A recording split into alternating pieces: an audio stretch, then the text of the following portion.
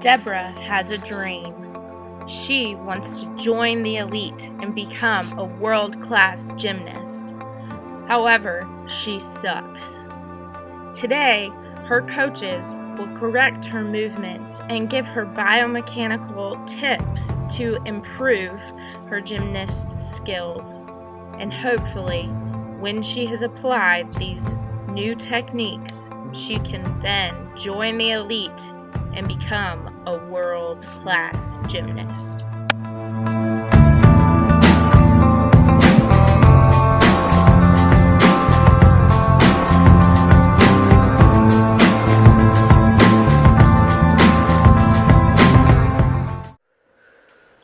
Notice Deb's slow velocity. Because she is not turning quickly, her angular momentum is quite low and therefore her cartwheel sucks.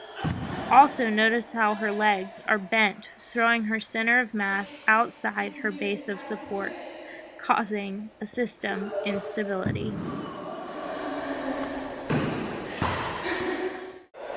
There are two important biomechanical principles when performing a cartwheel. First, you need to work on your level of joint range of motion and flexibility. Hip joint abduction of at least 90 degrees is crucial to perform a cartwheel.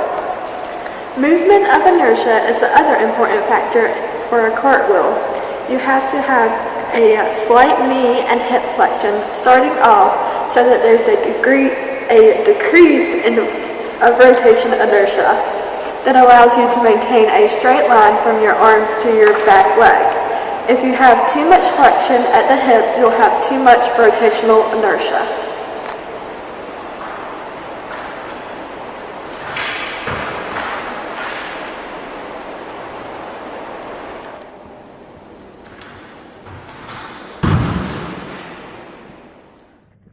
She jumps at a nearly vertical angle, which causes her body to move more horizontally than vertically. After flipping, her hands are too far apart for a strong base of support, and she keeps the hand down, which slows her rotational speed. These all contribute to an ineffective handspring.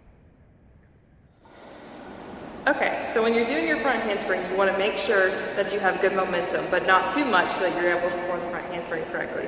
You're going to be coming over into your frontal plane with enough force onto your wrists and bring your center of mass over to and make sure you have enough force to bring your feet to the floor.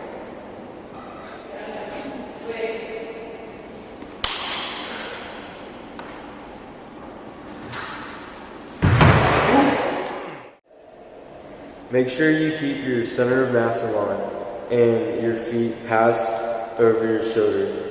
And make sure your feet do not pass your base of support or you will fall over.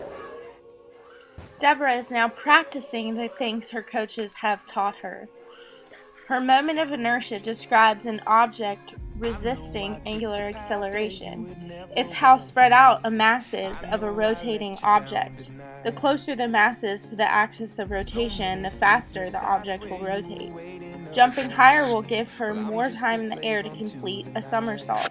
Tucking tighter will cause her to rotate faster because of the conservation of angular momentum.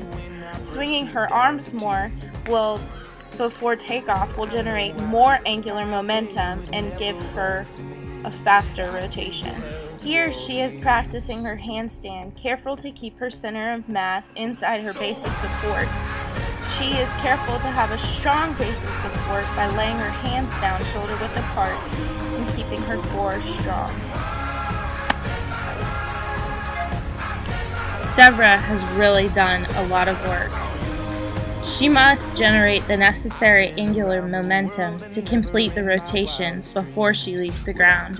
She applies initial force on the ground, which pushes back up on her, causing a torque which will generate a momentum. After pushing off the ground, she manipulates her moment of inertia to increase or decrease her rotational velocity, depending on the skill. When she initially pushes off the ground, she tucks her body to decrease the inertia, thereby increasing the speed of rotation. When landing, she increases her moment of inertia and therefore decreases her angular velocity, which allows her to stop.